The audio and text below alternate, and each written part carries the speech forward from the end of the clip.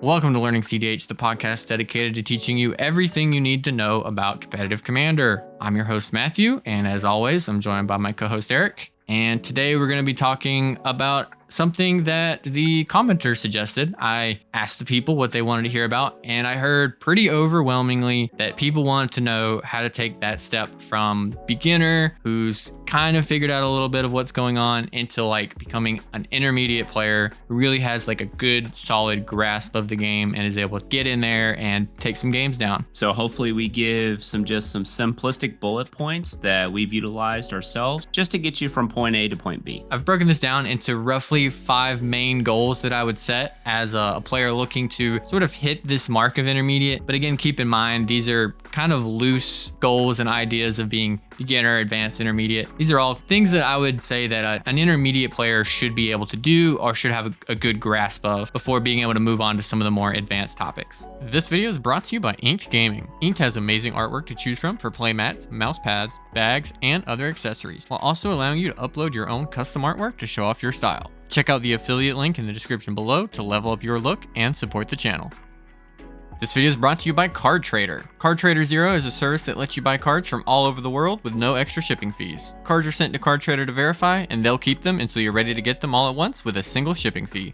Register at the link in the description below to get $2 just for signing up. I think it's fair to say that, we've got a little bit of just information we'd like to share. Matt's played, how long have you played Commander now, Matt? 3 years for Commander, I think. Right at 3 years. Yeah, and just overall, like, you have a lot of experience in other games, obviously Magic the Gathering itself. And then, I'm a dinosaur. So hopefully some of that, surviving the extinction through the Ice Age and everything. I survived 65 million years, survived the Ice Age, and now we're in modern times. So hopefully any little bit of mild experience that I've had can just help somebody who's beginning get to that next step. And honestly, I would say that's been the beauty of our channel.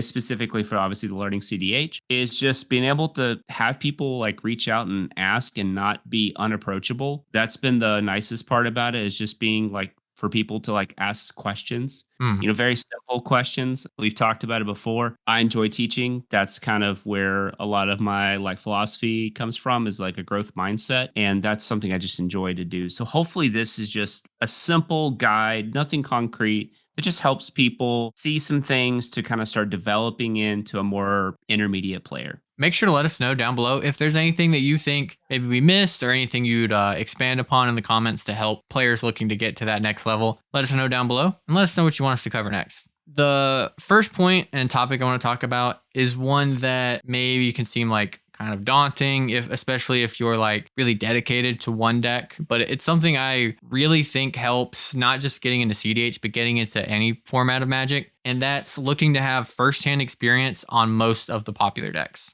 Ideally, I would say playing a couple of them, playing 5, ideally 10 games with each of the decks, especially the very popular ones like Blue Farm, Najeela, those decks that are very often going to be popping up into your games. I think it's super helpful. Or at the very least, having a lot of matchup experience with them, playing against these decks a lot. Just having a good grasp of what they look to do, how quickly they tend to utilize it, and really get a great understanding of what it's going to be like in pods with these decks. Yeah, I think that's a really good point. It depends on if we're like talking about like tournament cEDH, your particular like meta, your local LGS, your play group, those type of things. That could have some small variabilities, though a lot of decks share very similar principles. Not all decks do, but if you look at a Grixis pile, it's going to have similar things. You've got this really strong Esper core that we're seeing popping up in decks like especially like Tivit. And then there's other like outliers. New players talk about like Blue Farm, Najeela, that type of stuff a lot, but there's other decks that are doing very well right now. There's like 5-color Sisay, there's Tyam, there's Timna Jessica's really come back onto the scene and popping up. So,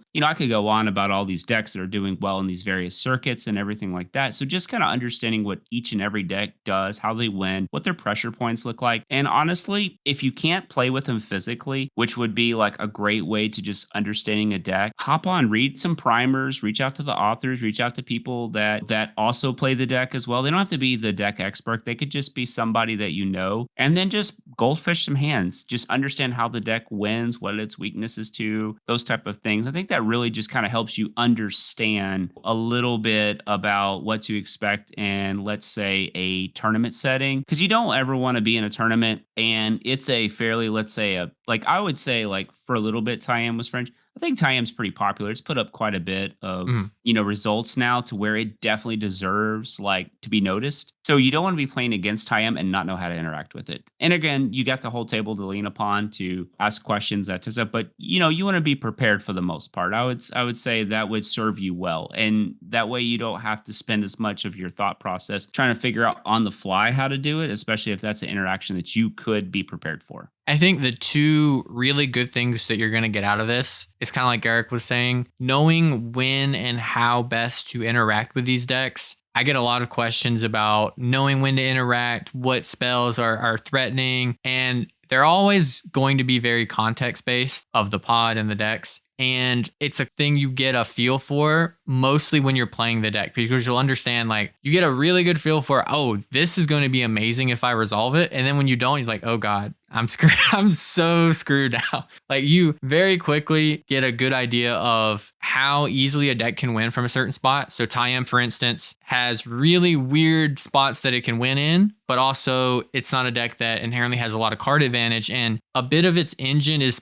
pretty visibly apparent if you understand how it works. The pieces kind of have to be in play, the mana has to be available, and that's something if you just know that Tayam can win out of nowhere, you might not get that maybe the deck isn't a threat currently. Or for instance, if you don't know how the Najeela math works with Grim Hireling specifically versus Derevi and how that can affect how they're able to win, that's going to impact your ability to actually accurately threat assess decks like this. And I want to really quickly say, number two, it's also going to give you a lot of variety in what you get to play. I think a lot of people getting up to this point, the intermediate level, they've probably stuck to one or two decks, find something like Yuriko or Kinnan that we've recommended, and then they mostly stick to it because they know it, it's approachable for them, it's comfortable, and then they might stick with it for maybe longer than, maybe not that they should, but they might be able to get enjoyment out of something else where they to try it. And this is a good time to just get your feet wet with all these other decks, figure out what turbo feels like, figure out what those grindy mid-range decks feel like, try something with a bit of Sax element to it, and then you get to maybe find your new favorite deck that, maybe the deck you started with that was good for your training wheels actually isn't like your ideal experience in cEDH. And this is a really good opportunity to find what you really enjoy in the format because there's a lot of variety at the top. Some people might say that there isn't, but even amongst decks that seemingly play similarly, like you look at a Blue Farm and a Najeela, the actual steps that you take and like the sequencing and just how the games play out can be fairly differently. Same with Blue Farm versus Dawnwaker. Like those are both 4-color piles that play radically different kind of game plans. But I mean, they all have the same capability of starting with like a turn one Ristic study. So while having different traits, they could have similar traits because, there's so many like staples in every deck. So I think it's just a good way. Just get your feet wet, variety. You might like something different. And again, just knowing to what you're going to be playing against. It's no different than like, another team studying like plays of like the opposing team that you're going to be facing. You're going to do film study. You're going to even go through some of their plays and practices, especially like defense, offense, those type of things. So you now know what to look for, to be prepared for. And if anybody ever says you can be over prepared, just ask Bill Belichick that on how they beat the Seahawks in the Super Bowl. So they practiced that play on the 1 yard line, and then they audibled and the Seahawks ended up throwing and then they intercepted it. So, obviously just hand Marshawn Lynch the ball, but at the same time, that was something that they practiced. That's greatness, and I think that's really cool to be able to do that. Obviously, we're not going to be able to predict all these things in cEDH. There's so many things, but just having a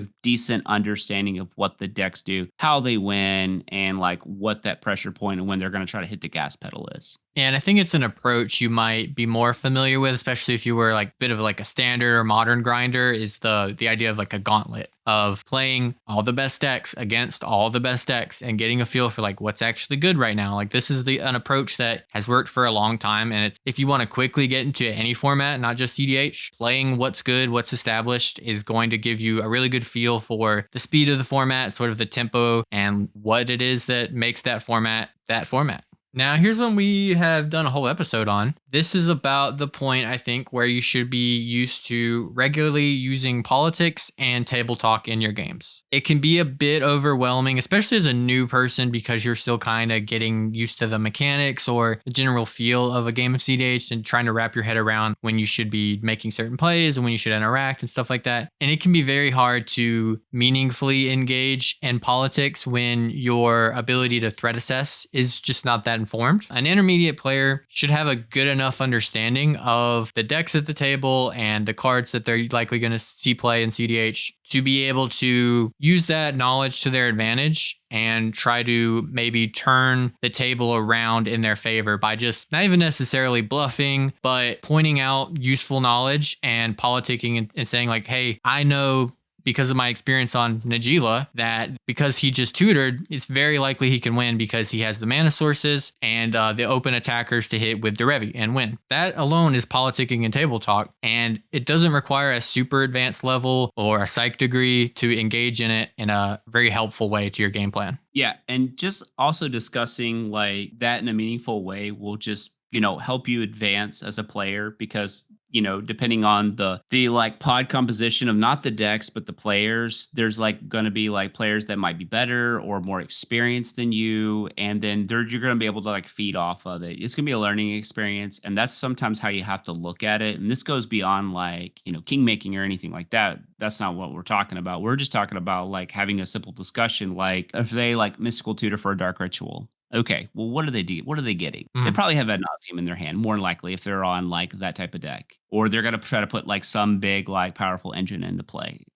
So just having those simple reads of again, that really helps out with understanding the decks. Once you understand the decks, you will be able to implement politics a little bit better. Also, don't be afraid to ask questions. Asking questions is part of politicking too, because you could, draw some information out that will help the table as a whole. Like Eric said, it's a really good place to also be learning because, again, like being whatever level you're at, you're still going to be learning about the game and just asking questions to the table like, hey, does this player win from here? Asking about what is going on at the table. It can be something, again, that players are going to expect because you are newer. And then sometimes you can also kind of have a more political slant like, oh, it is like if you keep asking about a player, maybe people will start to get a little paranoid about it. Like this is a point where you can sort of really start to experiment with because you have a good grasp of what's happening and you don't have to hyper focus on yourself and your plays and being sort of self-conscious. This is a good point to start to think about the sort of mind games that go on at the table and just checking if your opponents are like very aware, dictating sort of the focus and the pace of the game just with your words and not necessarily even your plays. Yeah, and also too, one thing that I'd like to add is the deck that you are playing. So let's say you are very like interested in playing something like a Rogsai, like, and you're trying to really learn Rogsai, not just like pointing out what other people doing, but being pretty honest with what you're doing. Like, because if you are at a table, if you've ever sat at a table and there's Rogsai and then there's like a Thrasios, Timna deck. There's somehow I feel like sometimes like Tivit used to go under the radar. I don't think anymore because I think people realize how powerful Tivit is, and Tivit's a very good deck. And but just an example, like if a lot of people have this hyper awareness of Rogsai, you're public enemy number one. So you got to really you can't just play your game and then expect not to be targeted. They might just like actively like politic you out of the game because the fear of you winning really fast, and understanding the deck you're playing and just allowing that language to complement the deck that you're playing. I think that's something that you can develop because as any turbo player can attest, you're typically always like public enemy number one, in a lot of ways. And people want to hyper focus on you. And I understand that. And that's something that I've allowed myself to do because in like, just for example, the people that I play with or the network that I play with, anytime that I fix it, every time I play something that's not turbo, I feel like I can just get away with like anything. Like people just don't pay attention to me. Just like, oh yeah, turn one Smothering Tide. Yeah, that's fine. No big deal. Oh, what's he going to do? And it's like turn to Atraxa and it's like, all right, GG. What's up? It kind of becomes more required with some decks, like you mentioned with Roxai. And sometimes it isn't. I think a lot of people think of politics as like swaying people, maybe bending the truth or bluffing or trying to call bluffs. Sometimes even just highlighting the actual truth. I've played Roxai a bunch. Like just pointing out, like, I haven't cast a spell on my turn in 2 turns. I haven't developed at all. And this mid range player now has more resources than me, more cards in hand. We are past the point where I'm advantaged now. And the players who are looking to play the long game are now the threat. Just highlighting the truth sometimes is enough to, if not get people on your side, at least have people second guessing what their original threat assessment is. Because you'll notice a lot of people sort of don't update their threat assessment. And a Rogue side player at 20 life with like 2 cards in hand, they can win. But once we're at like turn 3, turn 4, that mid-range 4-color pile player who's at like a nice 30, 35 with 5, 6 cards in hand, they're definitely looking to win that game before that Rogue side player probably is. And I think that that remark really like complements like our next point, which is going to be like taking note of known information and not playing into a bad interaction at that point. You know, just really, like I said, taking advantage of known information, not playing into hate or interaction. Yeah, this is one that kind of covers a couple things you could break down into individual topics, but broadly is about awareness and to an extent metagame knowledge and applying that to your game, not necessarily what is always in play, but what you can expect to be at the table. For instance, you'll see a lot of times people cast a tutor into, someone does turn 1 land, mana crypt, pass, somebody casts a tutor on their end step. I got you with the op agent. You don't want to get got with the op agent. Sometimes you're going to have to, sometimes you got to make them have it, but getting a good feel for when a deck is likely to be on opposition agent or certain hate pieces that you might get got by, or just certain interaction, sequencing your plays. Nowadays, especially, most decks are on Mindbreak Trap, sequencing your plays around Mindbreak Trap when you can, playing around things to the best of your ability, and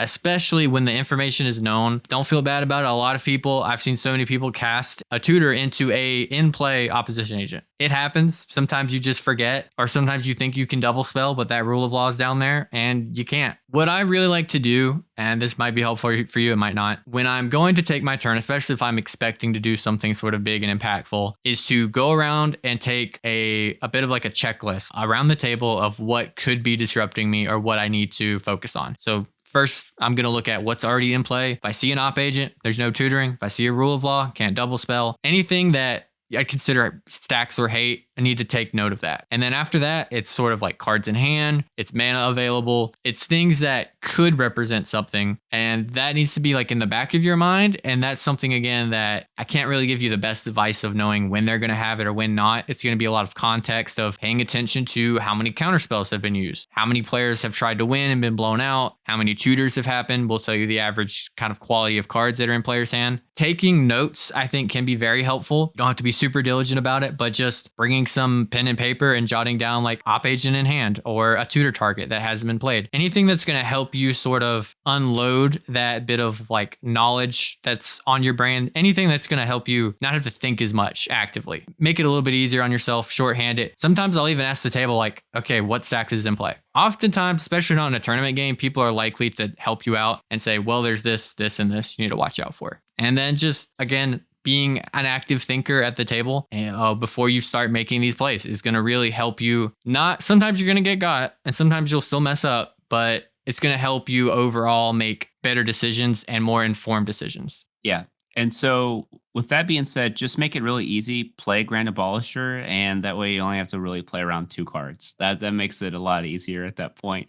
Just jam Grand Abolisher or like any kind of like silence like effects of creatures like Docet or Ranger Captain, and then just go from there. And then just, shut your brain off. That makes it a lot easier. It's actually interesting too, because even then, what gets you, depending on what your silence effect in question is actually a lot more relevant now with both the printing of Endurance and then the channel lands. Sometimes they're just going to have the Viseiju as their last card in hand. Statistically, it's like how, but it's going to happen and you're going to maybe get a little upset about it. Knowing that that's an option though is going to be helpful to you in certain scenarios where you can maybe try to get them to tap out beforehand. Anything you can do to sort of leverage the info you have of the game and the resources in play. Even try to make them use it on another person's turn, anything like that you can. And you're not always going to get to be able to do it, but the times when you don't try, I think you leave kind of like some equity on the table with that. And you could even like see if they have it. You may not even worry about it. It may not even be affecting you. and you're just trying to get some information, some knowledge, or make them think that that's what you're worried about, and they're holding it up the whole time. In reality, it's make them worry about you having Underworld Breach, and you're not even going to try to win with Breach. You're going to try to win with like Dualcaster Twin Flame or whatever that looks like. That kind of like little sub game there, but ultimately, just again, coming with that deck knowledge is going to really help with knowing what to play in. And sometimes you can't worry about that. Like, hey, this is my window of opportunity. This is the only turn I personally have based on life total, board presence, card in hands, turn order. I got to go for it, whether it's win or lose. Sometimes you can't worry about whether you're going to lose the game now or lose the game later. This segues very well into the next topic, which is being aware of how your opponents are playing to get a read on what they may be representing. Like we were talking about, if your opponent keeps holding up 3 in a blue and they know someone tutored for Breach, it's very likely there's an Otawara somewhere or something similar, or maybe a Mindbreak trap that they're looking to potentially have to hardcast. If that Nas player has been holding up 5 mana for a suspiciously long time, they might be sandbagging and ad nauseum. These are things that can vary from obvious to not very obvious, but having a good understanding of the game and that note taking and that just general like attention that you're paying can really pay out when you have noticed somebody's very consistently left up 2 in a black. You can probably expect that an op agent is represented and that maybe you should let somebody else tutor first so that you can tutor in response. Opponents are, whenever they're doing something or not doing something, they're giving you information, and using that to your advantage is going to really help you out, get some extra value out of your cards and help you avoid getting blown out. What's beautiful about Commander in general, especially like a 100-card format or a 100-card deck, is that there's going to be a pattern that's going to be very new every now and then, and it's really cool when it happens, whether it's for you or against you, and just kind of understanding that, knowing that, wow, that's actually possible. I didn't even think about that. You kind of see certain things. It's really nice to have those like eureka moments going, oh wow, like my deck's possible with something like that. Instead of like a typical play pattern of like, hey, I'm going to go like fast mana and tutor into some kind of draw engine, knowing that like the deck literally potentially has like this turn 2 capability and it be protected is also pretty wild too. And just seeing those type of things and what payoffs, which will allow you to also get a good read on the cards that you're playing as well. Like maybe there's a card in question that you haven't been liking as much, or a card that you might want to try out. And, when it shows up in these unique positions, how does it play? What's its floor? What's its ceiling? What's its middle ground? Those type of things. So it's a really kind of interesting way. And I could go like ultra in depth, and that's not what this podcast is about, on just seeing like patterns and recognition, but just, seeing how your deck kind of gives that feedback in those certain situations, and just, again, take notes. There's nothing wrong with that. Yeah. And I think it kind of can touch on the psychological a bit with your opponents of like, because sometimes I've been in a scenario where I hold up whatever 4 or 5 mana, don't have anything to do with it. I just didn't have anything to do with it on my turn. So it's like sometimes you even have scenarios where you can sit there wondering if you're getting mind tricked into something, but actually the opponent's just like, I'm not thinking about it at all. And so there's always that like sort of interesting dynamic because of like we're in a really high variance format. Sometimes your opponent, their 4 cards are the exact 4 cards required to beat you.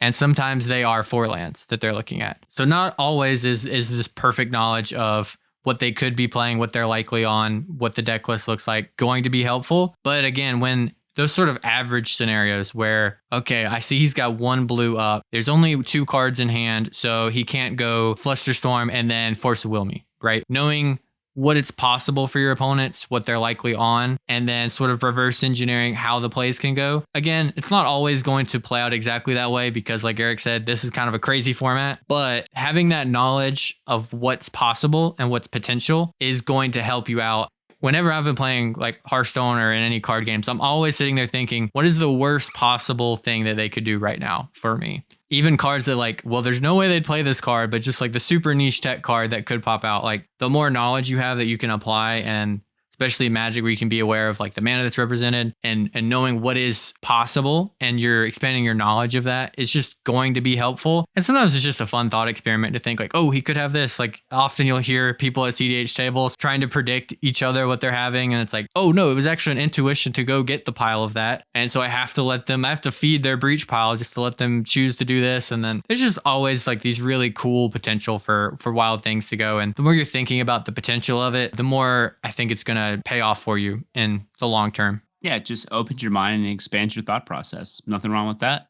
And all this is very much fed by a very strong knowledge of the format staples and popular deck specific staples. I think as a new person, you're going to be doing a lot of what card is that? What does that do? And ideally, at the end of your what we call intermediate journey of being an intermediate player, that should be happening to you not very frequently. Barring some very strange cards, like we talked about Tayam, there's some Tayam cards that you'll probably be saying that even as an intermediate player because they have to run weird stuff. But when you're playing against like good stuff piles or Grixis, decks that are utilizing very popular cards, you shouldn't very often having to be asking about both the cards and what they do and also certain interactions, barring some weird like replacement effect stuff.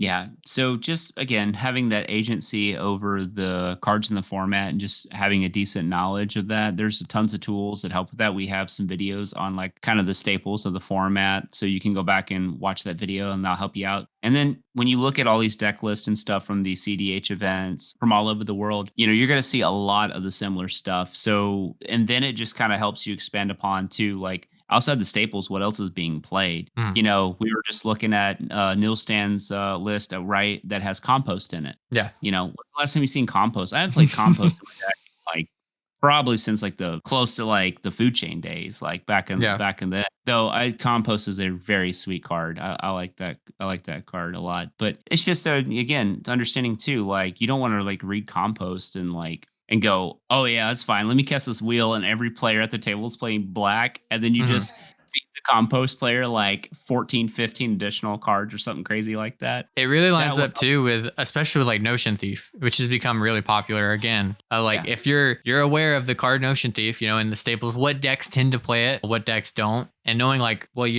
I'd like to wheel here, but my opponent has been holding up 2 mana with both blue and black, a turn or two, like an awkward amount, like a suspicious amount, then, being aware of that card, if you're not aware of the card, you can't play around it. And so if it's not on your radar, like, okay, I jammed the Wheel of Fortune, worst case scenario, what do they do? Counter it? No, worst case scenario is they Notion Thief it and you just threw that game as hard as you possibly could. You are not winning that game. Yeah, and that was obviously like really, really well represented in like the Hull Breacher days, just like afraid to like cast anything into a Hull Breacher because that card was just so OP. It was like a win condition on its own. But ridiculous. And again, just seeing like the new tech that people are playing that might come back to being like a traditional staple or anything like that, or just a high percentage use. That would just help you again. That kind of comes along with the deck knowledge and stuff like that. And we're at that stage now where again, like Matt said, you're not like, oh, what's Finhorde Elves do? You should know. I mean, I understand not knowing some green cards because it's green, but again, you should know at this point, if you follow the channel, you follow the videos. Oh, I know what the Revi does. I know what Grim Hireling does and Najila. Okay, cool. I have a pretty decent grasp on how Najila does things outside of like Breach ad nauseum, those type of cards. Even though those cards are niche, they're staples and those archetypes. So it's also really going to help you with the sort of like deck specific staples, understand the value and the impact of tutoring, where something, especially with creature tutors, I think that's a big one, where maybe like a year or two ago, someone could neoform their 2-drop and you might not be worried about it because you think maybe they're getting a ranger capped and you'll still have time to respond. Nowadays, they might go grab the Dosin and you are locked out. If you don't have that sort of knowledge of like, oh, decks nowadays are playing X card that could be getting me, you're opening yourself up to potentially getting got. Not even necessarily like with hate pieces, but just not knowing the value of what's happening. So like the ability for some decks, like what they're running, can change the context of a card. So don't counter the tutor, or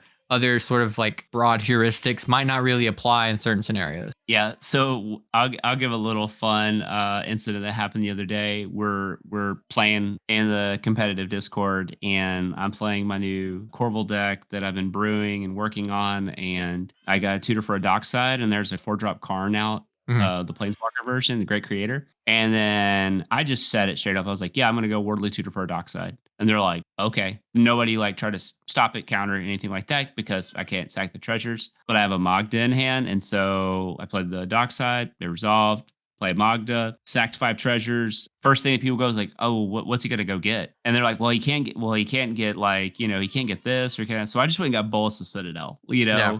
And then just took the game over from there because everybody was like so worried about like because everybody put me on like, oh, you're getting Hoarding Broodlord, and Mhm. then the Hoarding Broodlord at that point, the interaction was it could still be interacted with.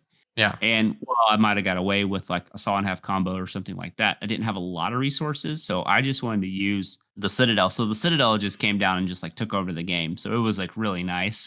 But again, just understanding and Magda lines are popular now too. You're seeing tons of Magda decks popped up, especially outside of just like what like Magda was doing in like the actual like commander version of the deck, but you see it in play in like the Chernobyl style decks and like Timna Jessica, Kalia. So all these like kind of Mardu shells that you're seeing it in, understanding that they can go get a Bolus of Citadel, a defense grid, a grinding station, a Wishclaw Talisman, just having that knowledge of like these are potentials they can get. Also the fact now that they can just go tutor up Demonic Tutor Dragon, which is really nice. Mhm. So, just having that again, that little bit of knowledge on a deck that's popped up in 2 of the last events and both what took down Mox Masters and then top 4 the Treasure series of Chaos, that's gonna help you. So if you're playing against that deck, you're just like, "Well, what are they gonna go get?" Maybe they're not getting Bull Citadel. Maybe they're getting the Dragon at that particular point to try to, like, win the game. So just those, like, little things. And it kind of highlights too that getting an intermediate knowledge level, whatever that means, isn't necessarily like something you achieve and then you keep forever because things are going to continuously change. Like what is a staple gets reevaluated. The value of certain cards changes over time. They dip and they come back. And again, knowing what's that new hot thing, because not necessarily your games are going to be decided by the best cards and people playing the best decks. Sometimes it's that random deck that hasn't been updated since like 2021 that you got to be ready for. And just having that good foundation of knowledge of the staples. And this is also where you'll be able to like sort of put together combos that people might be going for when you have a good awareness of like, oh, well, they're tutoring for a 4 drop. Like, what could they be doing in that? And when you have that good staple knowledge, you sort of put together like, oh, this combos with this. If we don't interact here, we're probably going to get shut off. And that's where it all sort of starts to come together and you'll really start to like get some games out from under people who maybe thought that they could have got it out from under you. Yeah, and just also too, you do the table of service. If you see somebody with a really great start. We were playing not too long ago, and the Rocco player turned one Smothering Tithe, and with like some fast mana, and they're Rocco, and they're gonna have a tremendous amount of mana. Hmm. And I was like, they might be able to assemble a win. So it was really important to like keep the Rocco player in check. And it allowed us to, survive. And I was on a turbo deck and I wasn't supposed to win that game traditionally, but I politicked my way through it and I was the last man standing. So it was one of those things where my deck knowledge really, really helped out. Not only my personal deck knowledge of that deck, but the deck knowledge of one of my opponent's deck. Like, oh, you can go tutor for this piece to shut him down. Like you can go get Yusharn with your Sisay Hmm. or whatever that may look like. Even though Yusharn's bad for me, it's better than losing that particular point, which gave me just enough time to eventually be able to interact with everybody. So that's one of those like little neat tricks of taking some knowledge from other people's decks and using them against each other while you're just playing, advancing your board state, maybe playing some lands, some talismans, putting a little bit of mana ramp out there. You're not necessarily presenting a threat, especially if the game is not in that position to where it can just be shut off anytime,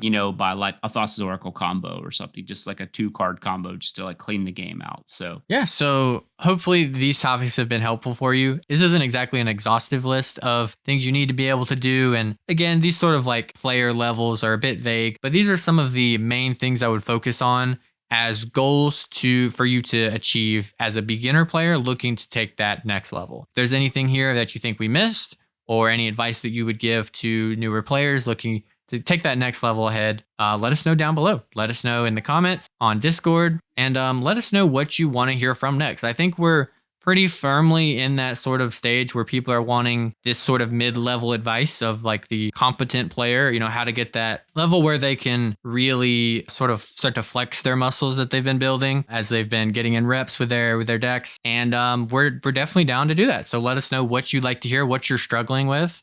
And maybe we'll look to cover that next time. As always, much appreciate the listeners and viewers of Learning CEDH. And I want to give a huge shout out real quick before we go to all my patrons over on Patreon. Thank you so much for your support, especially to big $10 patron LF Cruz. All the support that comes from over there very directly funds what we get to do over here on the channel. So again, thank you for listening. Thank you for watching, and we'll see you next time.